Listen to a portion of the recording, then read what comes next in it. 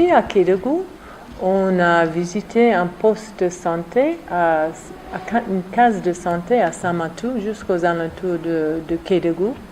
Et là, on était vraiment impressionnés parce qu'il y a un ASC, il y a un matron et il y a 2 relais qui ont fait beaucoup de travail pour la santé de la communauté.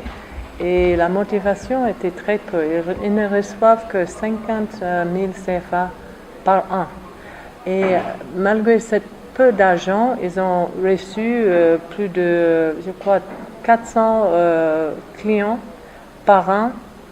Ils ont fait des vaccinations, ils ont livré les services de planification familiale, aussi les services de consultation prénatale.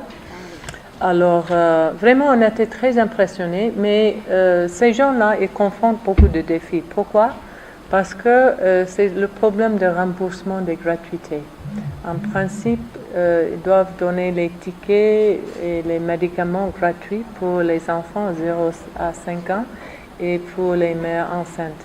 Mais dans toute la région de Kédougou, les gratuités n'ont pas été remboursées par le CMU depuis 1 an. Alors ça, c'est un problème que nous allons étudier quand nous retournons à Dakar. Hier, on a visité le village de Tombronkonto. Et là, c'était pour apprendre et regarder un peu comment ça se passe l'orpaillage. Et c'était vraiment instructif. Les femmes qui n'ont pas d'autre option que de s'engager dans l'orpaillage. Et ils préféraient faire le maraîchage, d'autres choses. Alors nous allons voir comment on peut les aider à mieux développer d'autres options que l'orpaillage.